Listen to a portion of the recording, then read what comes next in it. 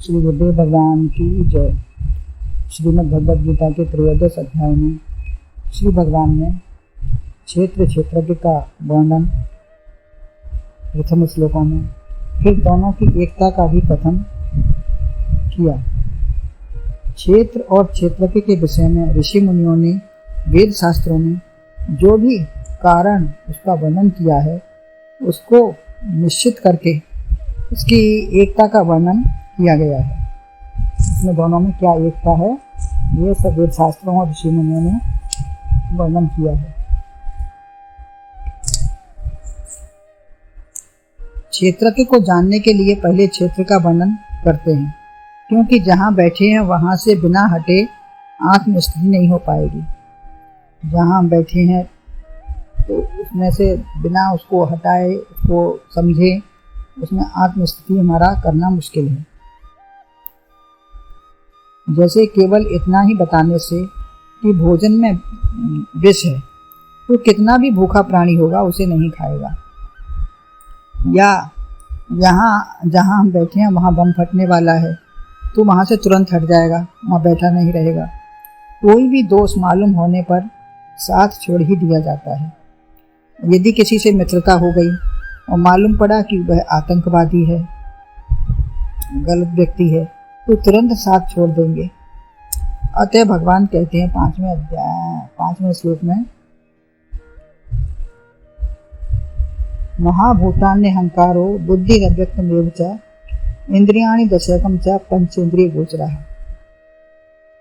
अर्थात मन, बुद्धि एवं महाभूत प्रकृति अंकित भाव भी पांचों विषय सब इंद्रियों के और इंद्रिय गुण सभी।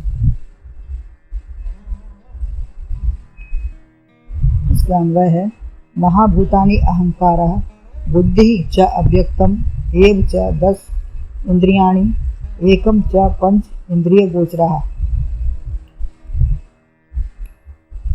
अर्थात 5 महाभूत अहंकार, बुद्धि और मूल प्रकृति भी तथा 10 इंद्रियां, एक मन और 5 इंद्रियों के विषय अर्थात शब्द, स्पर्श, रूप, रस, गंध, ये सब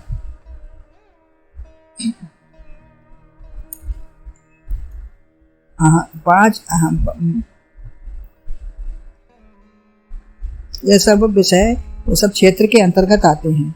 जैसे अध्याय 7 में अष्टधा प्रकृति भूमि, रापो, नलो, वायु, कम, मनो, बुद्धिरेव च बताया है, तो अपरा या अष्टधा प्रकृति भी यहाँ क्षेत्र है। तो अपरा या अष्टधा प्रकृति यहाँ क्षेत्र के रूप में वर्णन है। पूर्व अर्धाली में, इसी श्लोक की पूर्व अर्धाली में यही 8 प्रकृति का वर्णन है। पंच महाभूत और अहंकार, बुद्धि और अव्यक्त वहाँ भी यही कहे हैं। सांख्य शास्त्र में 24 तत्व बताए हैं, इनमें यही 8 प्रकृति और 16 विकार हैं। जो 10 इंद्रियां, ज्ञान, कर्म, रसना, स्रोत, नेत्र, नासिका, त्वचा, कर्म, वाणी, हाथ, पैर, गुदा, उपस्थ, एक मन, और कहीं कहीं मन को भी एकादश इंद्रियों में ही मानते हैं, कहीं कुछ अलग है। और 5 ज्ञानेंद्रियों के 5 विषय, जैसे सुनना, वाक, स्पर्श, चखना, देखना, जो इंद्रियों के कर्म हैं। इस प्रकार ये 16 विकृति हैं और 8 प्रकृति हैं। ये 24 तत्व हैं। इनके बताने का अर्थ यही है कि ये पंच महाभूत हैं, प्रकृति हैं, ये अंतिम कार्य है। कार्य अपने कारण में समा जाते हैं। कार्य जो भी है वो अपने कारण में समा जाता है, जहाँ से आया वहीं चला जाता है। घड़ा बना अंत में मिट्टी ही है, ऐसे ही कोई भी कुछ भी बना अंत में सब अपने कारण में ही समा जाते हैं। जो बनता है वो अपने कारण में ही समाता है। जैसे जल बना तो वह ढालू अर्थात सागर में ही मिलना चाहता है, अपने जन्म स्थान में ही जाएगा। मिट्टी पृथ्वी से उड़ी और पृथ्वी पर ही आ गई उड़ के। सूर्य ऊपर है तो अग्नि की लपटें भी उसी में समाने जाती हैं, ऊपर ही उठती हैं। अग्नि की लपटें जो उठती हैं वो ऊपर ही जाती हैं। आकाश आकाश में जाता है। घटाकाश, मठाकाश, जो भी उपाधि टूटी व्यष्टि समष्टि में ही समा जाती है। शरीर प्रकृति का कार्य नहीं है, वरन प्रकृति ही है। शरीर जो है प्रकृति ही है, अष्टधा प्रकृति। जैसे लोहे के कण बहुत से हैं तो पास में रखी हुई चुंबक से लिपट जाते हैं। ऐसे ही जितने भी प्रकृति के अंश हैं वह सब अपनी प्रकृति में ही एक जगह इकट्ठे होकर शरीर बन जाते हैं।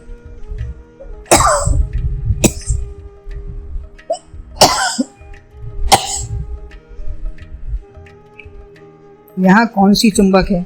शरीर में तो ऐसी कोई चुंबक नहीं लगी है। यह अहंकार की चुंबक है। इसी से यह इकट्ठा होकर पुतला बन जाता है। अहम की कार में दौड़े तो वासना बनी, शेष रही, उसी से यह शरीर बन गया। परंतु प्राणवायु के निकलते ही सब भूत इसे छोड़ देते हैं। जब प्राणवायु निकल जाती है इस शरीर से तो इसको सारे भूत सब छोड़ के अपने अपने स्थान पर चले जाते हैं, अपने अपने अंश में मिल जाते हैं और अपने अपने तत्व में समा जाते हैं। अहम तो मैं तो आत्म तत्व है, अहम है मेरी, मैं आत्म तत्व है। जब यही शरीर को लेकर बोलती है मैं यह करता धरता हूँ, मैंने यह किया, तो माता पिता की वृत्ति से ही मैं, माता पिता, मेरा बालक, इसी से रचना हो गई। माता पिता कुछ लेकर आए थे क्या? पंच तत्व सारे शरीरों में व्यक्त हो गया। इसीलिए ये महान है, व्यापक है। कुछ हो गए हैं, बन गए हैं, वह भूत है। यही पंच तन्मात्रा कहलाती है। जब इनसे कोई रचना हो जाती है, आकाश के 5 हिस्से किए, एक अपने पास रखा। आकाश हर पंच तत्व ने अपने अपने हिस्से किए, तो आकाश के 5 हिस्से किए तो उसने एक अपने पास रखा और 4 चारों को बांट दिए। पृथ्वी, जल, अग्नि, वायु को दे दिए। तो वायु के 2 हुए तो एक अपने पास रखा और एक में से 4 सबको बांट दिए।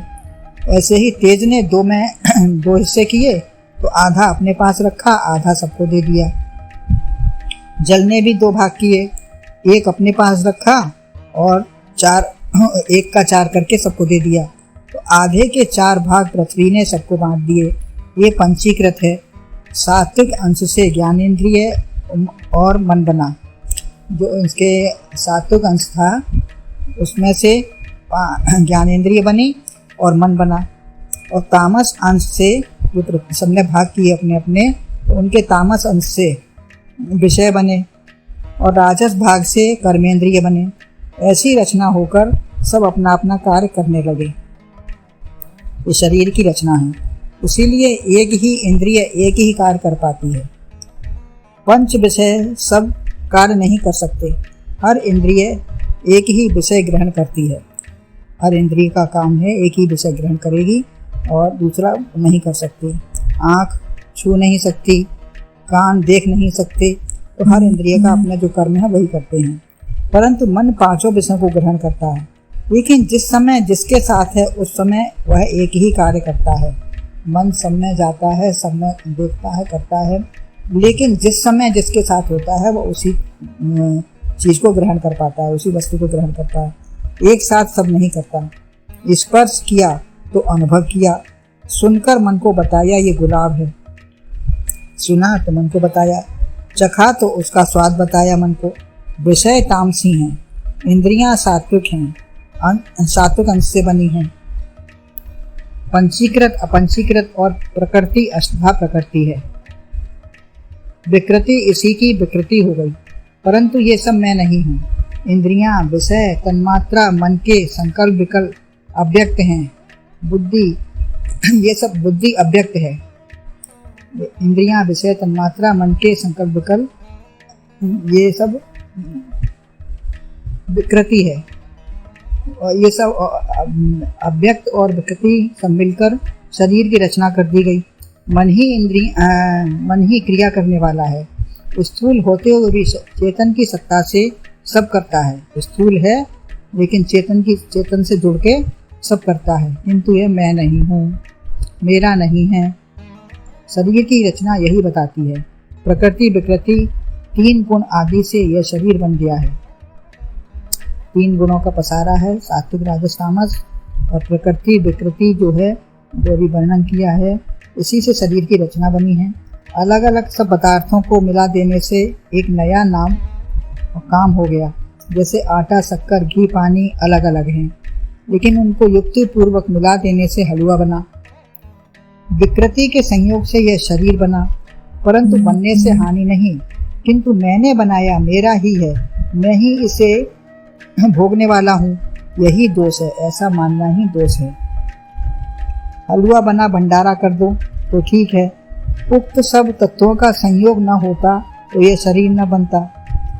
ये सब उक्त शरीर नहीं मिलते, तत्व नहीं मिलते तो शरीर कैसे बनता। वेदांत में पुरुष को ही महत्व देते हैं। प्रकृति जड़ है, अकर्ता है।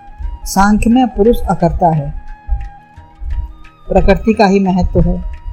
ये सब अपना अपना भाव है, अपना अपना विचार है सबका। अतः क्या चीज़ मुख्य है, सभी ने अपने अपने सिद्धांत व मत बताए हैं। इतना अंतर है दोनों में। क्या मुख्य है? वेदांत में पुरुष ही मुख्य है। प्रकृति को स्वीकार करके रचना हो जाती है जो प्रतीति मात्र है, केवल इसका अस्तित्व है ही नहीं, यह है संरचना। और विकारों की बात आगे बताएंगे भगवान। ये भी प्रकृति क्षेत्र का वर्णन चल रहा है। आगे 6वें श्लोक में भी यही विकारों का वर्णन आएगा। गुरुदेव भगवान की जय।